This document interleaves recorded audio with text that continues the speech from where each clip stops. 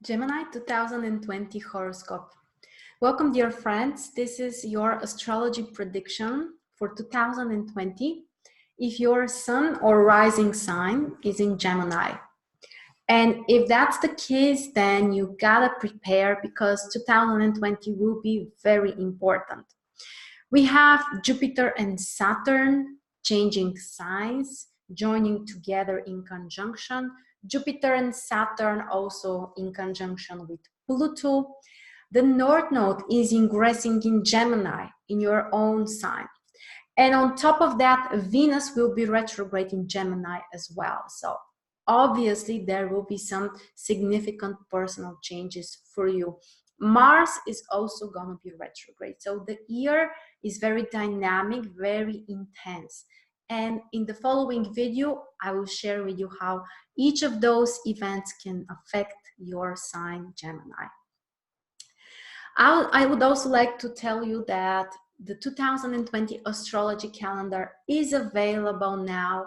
If you want to learn the daily interpretations of aspects, ingressions, visible, invisible planets, and much more, you just have to check the link below the video. And now let's begin with the positive news.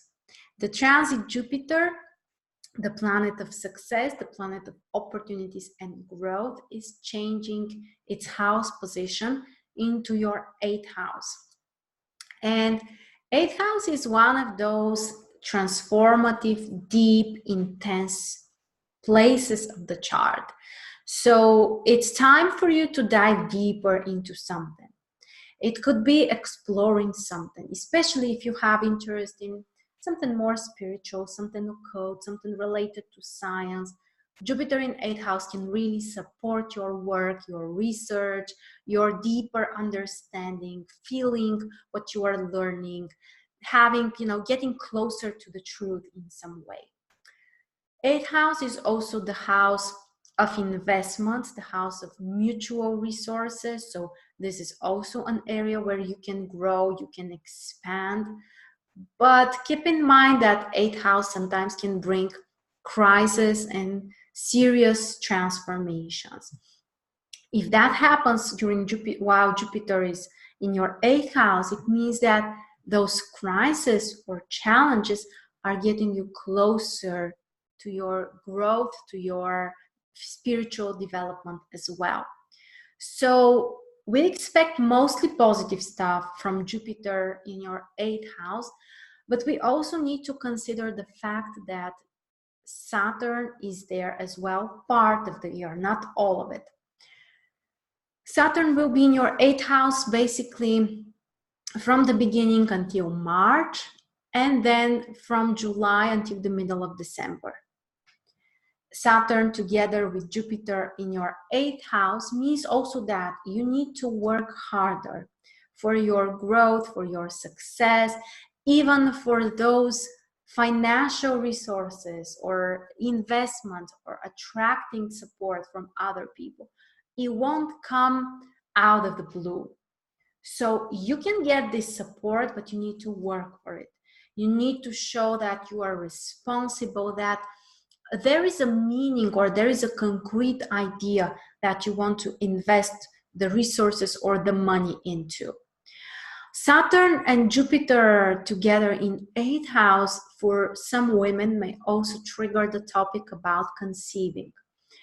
Overall, Saturn in 8th house is not considered to be supportive, but because Jupiter is there as well, you might be kind of, move back and forth and change something or maybe think about this topic. And it is an option, definitely. Conceiving with so many things triggering your 8th house is an option. And the change related to Saturn comes after the 22nd of March, when the transit Saturn will ingress in Aquarius, and it's there part of the time. So from March until June and after the middle of December, Saturn in your 9th house. This would be a more supportive transit because Saturn in Aquarius is trining Gemini. So it's easier to be more disciplined, to be more organized, more structured, especially when it comes to your goals, when it comes to something that you would like to achieve in the future. Time also to be more concrete with your goals, with your expectations for the future, to be more realistic also when it comes to those things as well. And overall, also to be more practical when it comes to education or knowledge or traveling. And there are other aspects that we are gonna discuss in a little bit, but keep in mind that Saturn really triggers your 8th and 9th house during 2020. And now we're moving to the aspects. The first really important one is the conjunction between Saturn and Pluto on the 12th of January, basically the very beginning of the year, in your 8th house. So this can be a specific aspect. There might be some kind of loss, or there might be something that you need to separate with, something that you need to leave in the past. There might be kind of a deep transformational internal process. Also, it's time to work more with your fears. Saturn and Pluto together in 8th house may trigger certain fears, so now can be the time to heal them. Don't forget, Jupiter is close there. So you can heal those fears. You may work with them. You may bring light to the situation. And this is an aspect which has happened for the last time around 1982, 83. So quite rare, quite impressive, quite important aspect. On the positive side, Saturn and Pluto in 8th house can bring more structure when it comes to the resources or the investments, but you need to be very logical in terms of your decisions. And again, the main question is, what do you really deserve? So if you have worked hard, then you may have more stability in those areas. You may have long-lasting results, even though if it requires time. But if you're trying to do something under the table, you know what I mean, especially in regards to finances and resources, this aspect can be very, very challenging. So my advice is just do the right thing. Work hard and you won't have issues with that. On the other side, we have another aspect that also triggers your 8th house, Jupiter and Pluto. And the difference is that this aspect will repeat 3 times during the year: April, June, and November.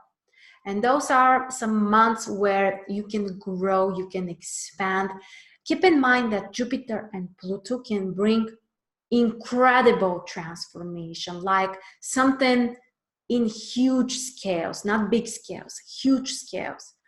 And this can be a growth in the area of the resources, of the investments, of those transformations. Also, when it comes to energy practices, this is an aspect which is so beneficial, especially if you struggle with your health or finding balance, or you feel like, you know, there are too intense things happening within you. The best solutions for the 8th house issues are the energy practices: yoga, Reiki, Tai Chi. There are so many others. So explore, try, and you might be surprised of the positive impact. So this is an aspect, Jupiter and Pluto in your 8th house, which might activate, might bring you the opportunities to extend or to expand in very big scale. And the other interesting aspect is the conjunction between Jupiter and Saturn, which happens in the end of the year, basically the 21st of December. Jupiter and Saturn will be chasing each other on and off through the whole 2020 in your 8th house, but they will be together, joining in conjunction in your ninth house. Basically, after the middle of December, both Jupiter and Saturn ingress in Aquarius in your ninth house. And for you, it's actually very good news, because Aquarius is a sign which is trining Gemini. So this important aspect, Jupiter and Saturn, which by the way happens approximately once in 18 years, is actually supporting you. And you may really focus on your goals, on your future, on your education, on wisdom, on knowledge, experience, exploring things. And here you need to combine the optimism, the wide worldview that Jupiter provides, and on the other side, the realism and the practical, the grounded approach of Saturn. So how can we do that? Positive energy and realism, optimism and realism and practicality. That's the task. And in your case, this may have a very positive impact. With ninth house, with your goals, with your futures, future expectations, and overall, just, starting important things which may work for you or may expand stably in the future after. We're moving next to the position of the nodes. The North and the South node are one of the most important indications in astrology. The North node is showing us where we can expand, where we can achieve something, where we can grow. The South node shows us where we need to let go of something, where we need to be kind of more serious, or literally just let something go out of our life. And first, the North node will be in your second house, supporting your finances, especially when it comes to your own finances, earning your own money, being independent financially, and not relying so much on other people, the eighth house thing. Or if there is some kind of dependency, or maybe you owe money to a bank institution or other people, how can you let go of it? So how can you return those money and focus more on working with what you really have right now? Those are some of the questions at the beginning of the year. But after the 5th of May, there is an even more important position, because the North node will ingress Gemini, which is, of course, your own first house, your own sign. And the North node in first house will support you to be more independent personally, to take all kinds of new initiatives, new projects. The South node in seventh house requires to rely less on other people, to let go of relationships or partnerships that you don't need, that are not helpful, not supporting you. So you are really the main character in the play of your life, so to speak. So whatever you want to start personally as a new project can be quite beneficial. And you may really see this support from the universe when you also put the needed effort and work, of course. And speaking about the nodes, of course, we need to talk also about the eclipses, the other transformational events. And we have 6 of them during 2020, which is a lot. The first one is during January the 10th. A lunar eclipse in your second house requires finding the balance in the material area, in the resources, changing something about maybe your expenses, maybe your own finances. Focus also on your own energy and your own health. Then during the summer, we have 3 eclipses in a row from the 5th of June until the 5th of July. The first lunar eclipse triggers your 7th house. So some transformations, mostly in relationships, in partnerships, letting go of something or materializing something in this area. Then there is a solar eclipse on the 21st of June, triggering 2nd house. So the focus is more on your own resources, your own values, your own personal belongings. And the last in this row is the lunar eclipse on the 5th of July, triggering your 8th house. So what you can change, what you can transform, it could be in regards to spiritual stuff or health or investment or mutual resources. And the last two eclipses are at the end of the year. On the 30th of November, there is a lunar eclipse in your 1st house. So obviously that would be the most important one. And it shows time to transform something within yourself, within your own plans, behavior, appearance, anything which affects you personally. So that's a key event of the year for you. And the last eclipse is on the 14th of December, very close to the Saturn-Jupiter conjunction, by the way. So obviously December is going to be a very important month. And for you, 7th house is triggered by this eclipse. So relationships, partnerships, transformation is there. New relationships can be started or transformed, or new projects together with other people as well. Next, we are moving to another very important key event for you, Gemini. Venus being retrograde from the 12th of May until the 24th of June in Gemini, between the 22nd and the 5th degree. So the first question is your sun or ascendant sign somewhere between those degrees? And chances are higher that it will be, because basically it's most of the sign. If that's the case, Venus retrograde is extremely important for you. Time to reassess your own values, your own behavior and actions, your own relationships, of course, and all kinds of emotional stuff. Of course, we don't recommend marriages or new relationships to be started during those like 40 days approximately. On the other side, old relationships could be restarted, and that's great. People from the past, people who have, you know, you have been emotionally related to, can come back to your life. But overall, it's mostly time for reflection and reassessment of yourself. How much do you appreciate yourself? Do you really love yourself? Those are some of the most important questions. The next aspect, the next period actually, is the Mars retrograde cycle, which is between the 9th of September and the 12th of November. This is a transit which happens once in 2 years, so quite significant aspect. For you, it triggers 11th house. So pay attention if you have something important like a cusp of a house or maybe another planet between the 28th and the 15th degree in Aries.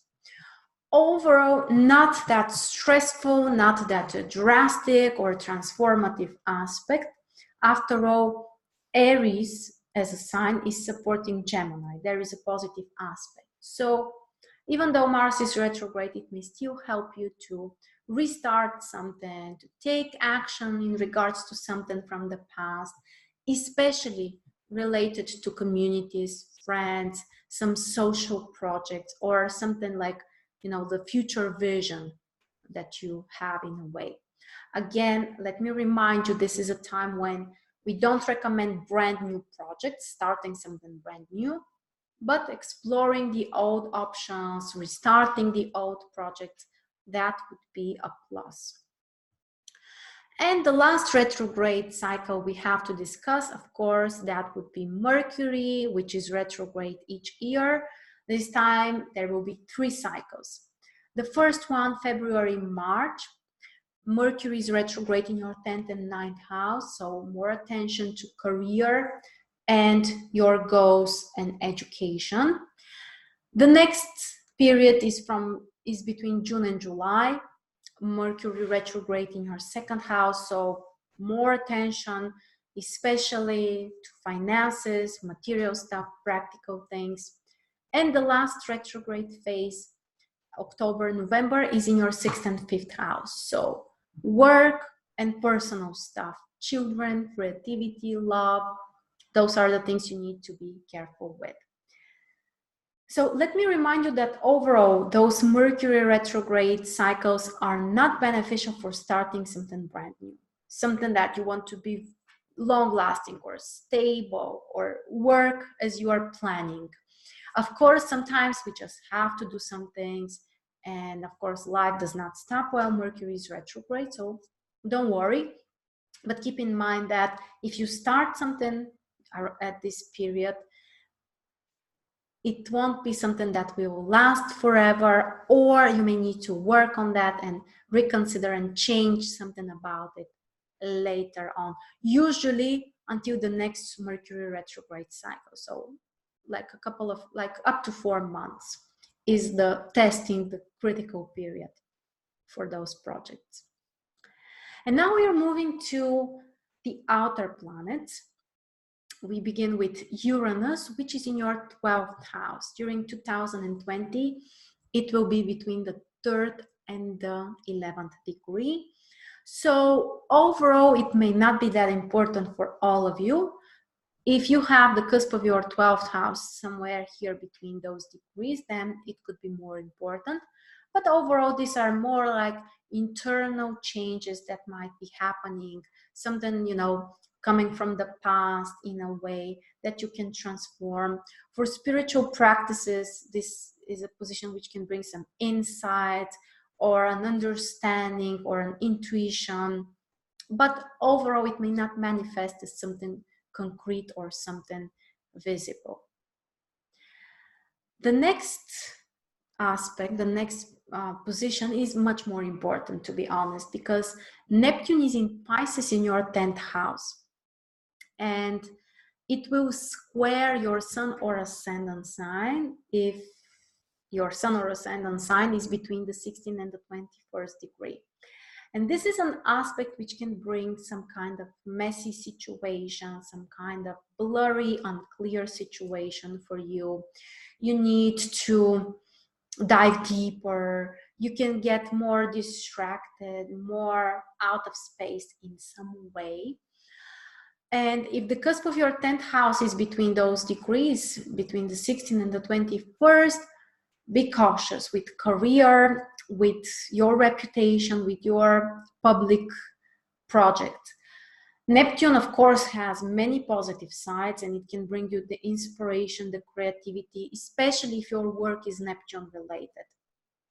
If you are helping others, if you are supporting them, a healer, a doctor, or something creative in music, arts, even beauty, Neptune in 10th house can bring more of that inspiration.